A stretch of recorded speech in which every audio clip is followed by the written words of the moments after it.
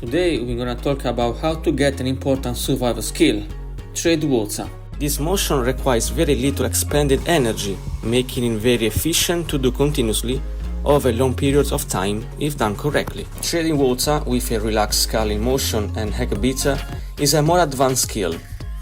Maintaining a vertical up and down body position requires a good feel for the water. To be able to stay vertical and still with your body in the deep water, you need to learn how to sculling or how to move the hands back and forth, changing the angle of the hands to create proportion. To learn how to do sculling, you can start with a drill where you lay back and with your legs still and high in front of you, move backwards and forwards, only using your hands. It's better for a beginner to keep the heels in the water and eyes looking up. Keep the body in tension to avoid the hips drop and keep your legs together.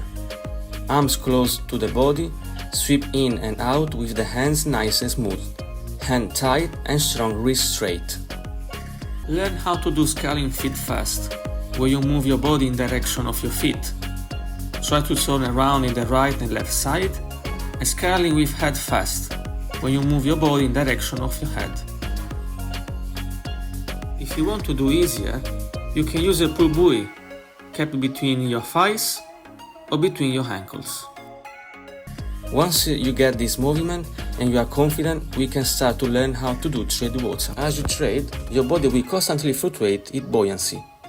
You move your arms inwards, where your arms should move in towards the center of the body, and outwards, where your arms should move away from the center of your body. The purpose is to keep the head in place above the surface of the water and shouldn't be affected by the timing of your kick. The most important thing is to know that whatever direction you move your hands while trading water, your body will move in the opposite direction. Trading water can be divided in head and body position, legs, your arms. These three parts create the entire stroke. You can kick differently, for example, breaststroke kick, heck beater kick, it's a little bit harder the other ones, scissor kick, and cycling kick. You need to have a stationary head position in order to remain in place on the surface of the water, with your head above the water and in a neutral position. Breaststroke kick is a symmetrical legs kick that derive from your hips. The first part is when you bend your knees or up flex, out flex when you keep your feet out, and a round point that requires a strong and precise kick. Your feet for the round point follow a wide set sweeping motion back to the beginning of the recovery phase. Drive your feet towards the bottom of the pool with your feet flat. With a heck beater kick utilizes a small yet consistent downward thrust, with one foot at a time in order to keep your head level of the surface of the water. A common mistake for beginners, they don't pick their knees up. They get really low and it's hard to keep themselves up.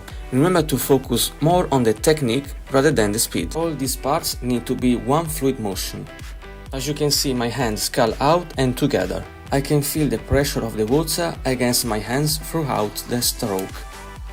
I'm just trying to keep it slow and steady. Do you want to do a challenge? Try to trade water, sculling with your arms, but keep your legs still as you can see. You can bend your knees or keep your legs straight towards the bottom, and let me know in the comments if you can do it. Another challenge is trade water using only your legs while keeping your arms still and out of the water.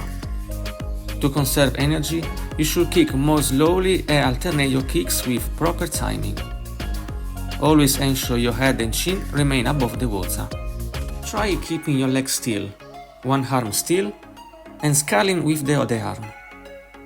Let me know in the comments how many of you can do it. Now it's over to you. Don't forget to subscribe and write your thoughts in the comments.